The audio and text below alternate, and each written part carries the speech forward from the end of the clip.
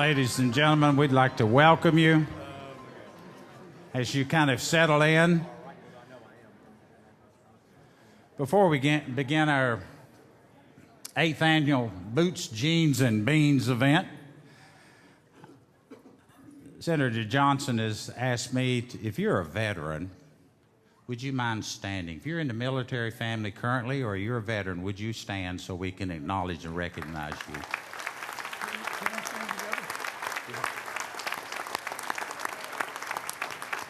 As I was preparing my remarks, I couldn't help but think of Jack as a person just recently, many of you know that just north of here in Nashville, Vanderbilt won the National College Baseball. Every baseball team, every team that I know of has an individual on their team. They call him fourth batter. He's the cleanup. He's the guy that's consistent. He's the person that can step in the box and make things happen for the three ahead of them. I can think of no better way to describe Jack Johnson in the years that he served this county. He's our cleanup. He may be the best senator that this county has ever seen. Let's give him a standing round of applause for Jack Johnson, our senator here in Williamson County. Thank you so much. Thank you, Mayor. And how about a big round of applause for our County Mayor, Rogers Anderson, doing a pretty fine job. I'd say so as well. I just cannot tell you how honored and humbled I am, not only that you're here this evening to support me in my reelection effort, but that you give me the very distinct honor of representing this incredible county. And I am a little biased, but I do think Williamson County is the greatest county in the United States of America, if I say so myself. It is a tremendous honor to get to represent this incredible county. I hope that we're making you proud in Tennessee state government. Thank you. Any chance I get to brag on what we're doing up there, and we don't get everything right. We don't get everything right, but we hopefully get most things right. You know, I'm proud to tell you that Tennessee is the lowest indebted state per capita in the entire United States of America.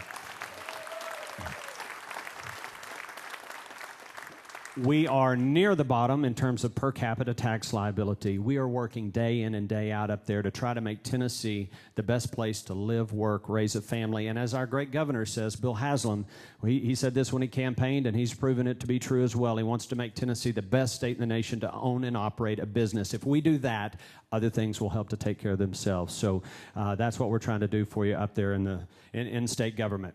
With that, I'm going to introduce someone that really needs no introduction in this crowd. When you look at state governments across the nation, you look at the dysfunction that's going on in Washington, D.C., let me just say this. If we had more people like Marsha Blackburn in the United States Congress, this nation would be in a whole lot better shape.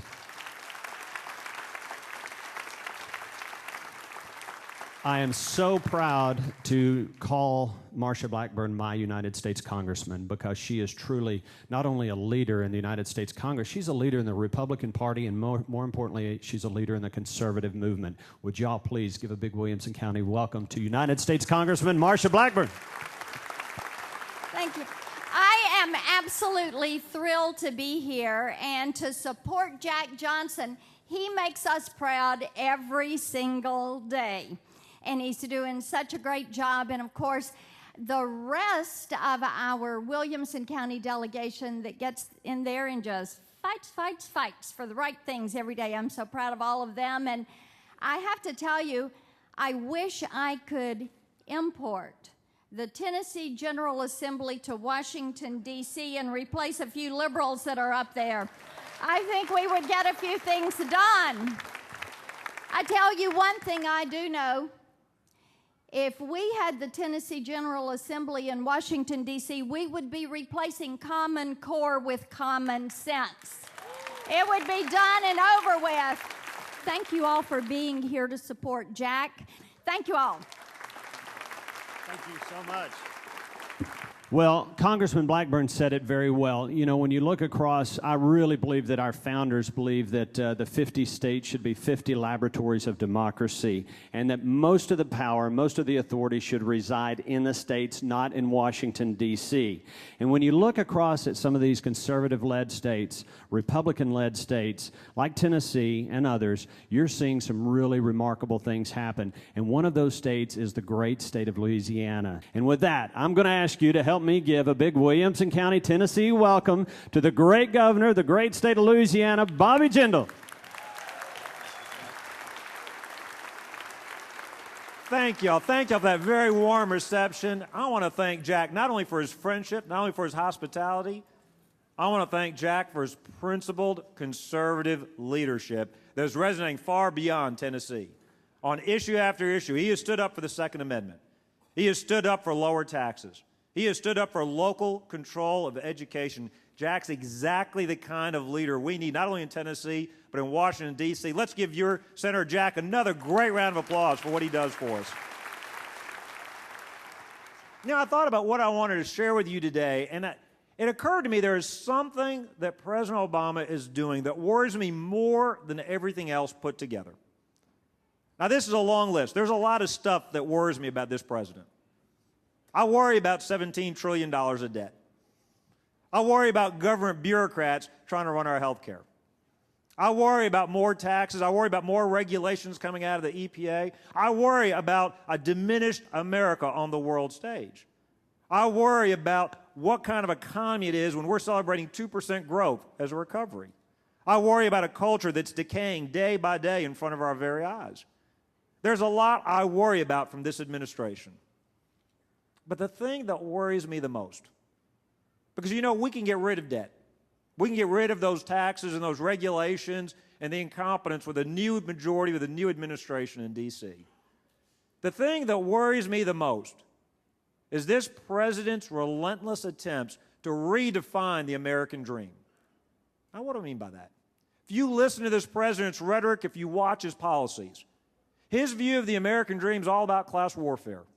It's all about dividing us by class, by age, by gender, by geography. It's all about growing that federal government bigger and bigger and bigger and more involved in our lives. It's all about managing the slow decline of this once great country and economy. It's all about an America where we're jealous of the success of others. It's all about redistribution. I don't know about you, but that is not the American dream my parents taught me about. The American dream I learned about was an America where you're not guaranteed equality of outcomes. You are guaranteed equality of opportunity. An America where we're a forever young country, where our best days are ahead of us, not behind us.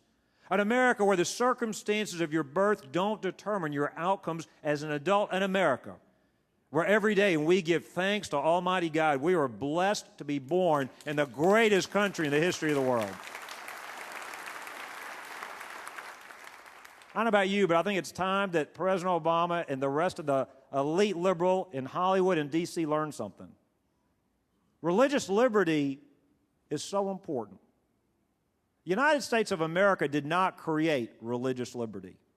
Religious liberty created the United States of America. It is the reason we are here today and blessed to be in this free country. I will say this, though.